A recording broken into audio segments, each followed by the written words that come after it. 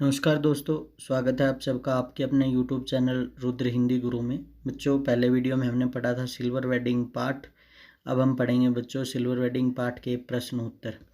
अगर बच्चों आपने ये चैनल सब्सक्राइब नहीं किया है, चैनल सब्सक्राइब कर लीजिए, लाइक कीजिए, सब शेयर कीजिए और कमेंट कीजिए।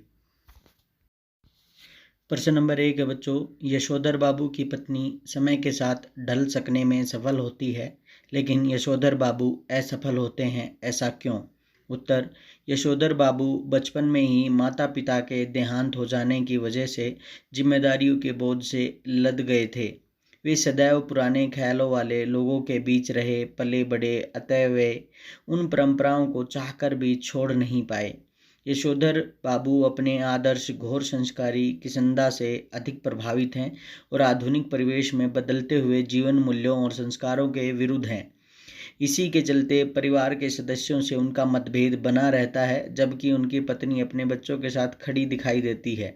विवाह के बाद उसे संयुक्त परिवार के कठोर नियमों का निर्वाह करना पड़ा, इसलिए वह अपने बच्चों के आधुनिक दृष्टिकोण से जल्दी ही प्रभावित हो गई। वे बेटी के कहे अनुसार नए कपड़े पहनती हैं और बेटों के किसी मामले में दखल नहीं देती। यशोधर बाबू की पत्नी समय के साथ परिवर्तित हो जाती है, लेकिन यशोधर बाबू अभी भी किष्किंधा के संस्कारों और परंपराओं से चिपके हुए हैं। वे बदलते समय को समझते हैं तो हैं, किंतु पूरे मन से स्वीकार न कर पाने के कारण असफल रहते हैं। प्रश्न नंबर 2 बच्चों, पाठ में जो हुआ होगा वाक्य की आप कितनी अर्थ छवियां खोज सकती हैं? उत्तर, जो हुआ होगा वाक्य पाठ में पहली बार तब आता है जब यशोधर बाबू किष्किंधा के जाति भाई से उनकी मृत्यु का कारण पूछते हैं। उत्तर में कहा जो हुआ होगा, यानी पता नहीं।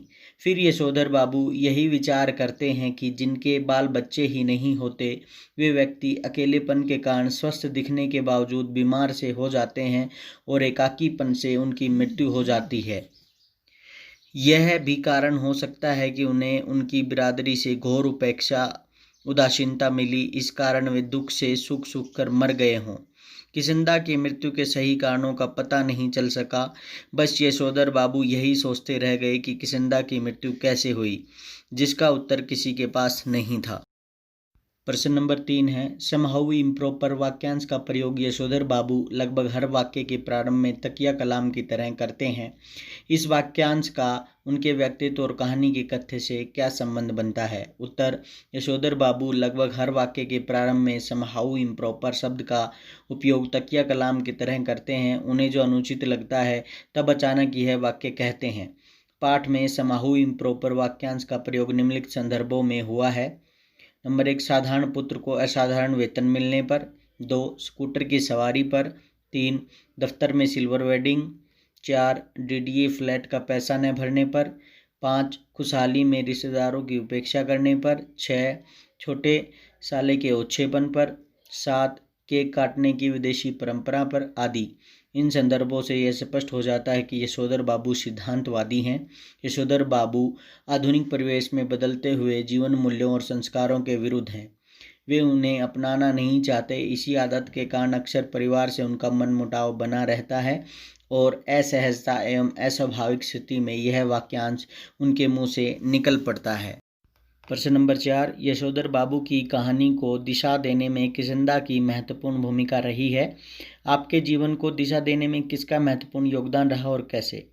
उत्तर, यशोधर बाबू की कहानी को दिशा देने में किष्किंधा की महत्वपूर्ण भूमिका रही है। मेरे जीवन को दिशा देने में मेरी बड़ी बहन की महत्वपूर्ण भूमिका रही है। वे पढ़ाई लिखाई खेलकूद सभी में हमेशा आगे रहती थी। उन्हें देखकर मुझे भी आगे बढ़ने की प्रेरणा मिलती थी। वे समय समय पर मुझे मार्गदर्शन भी देती रही तथा मेरी कमजोरियों को दूर करने में मेरी पूरी सहायता की। बच्चों, इस प्रश्न का उत्तर आप अपनी मर्जी के अनुसार किसी को भी आप श्रेय दे सकते हैं जिससे आपका जीवन प्रभावित हुआ हो। प्रश्न नंबर 5, वर्तमान समय में परिवार की संरचना स्वरूप से जुड़े आपके अनुभव इस कहानी से कहाँ तक सामंजस्य बिठा पाते हैं? उत्तर, इस पाठ के माध्यम से पीढ़ी के अंतराल का मार्मिक चित्रण किया गया है। आधुनिकता के दौर में यशोधर बाबू परंपरागत मूल्यों को हर हाल में जीवित रखना चाहते हैं।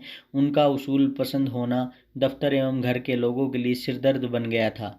यशोधर संस्कारों से जुड़ना चाहते हैं और संयुक्त परिवार की संवेदनाओं को अनुभव करते हैं, जबकि उनके बच्चे अपने आप में जीना चाहते हैं। वे पुरानी मान्यताओं को नहीं मानते हैं। अतः मेरे मत से पुरानी पीढ़ी को कुछ आधुनिक होना पड़ेगा और नई पीढ़ी को भी पुरानी परंपराओं और मान्यताओं का ख्याल रखना होगा। ये तभी सामंजस्य संभव है जब दोनों पक्ष एक दूसरे का सम्मान एवं सुख सुविधा का ख्याल रखेंगे।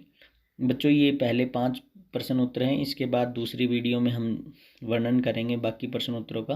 तो बच्चों, चैनल को लाइक करें, सब्सक्राइब करें। धन्यवाद।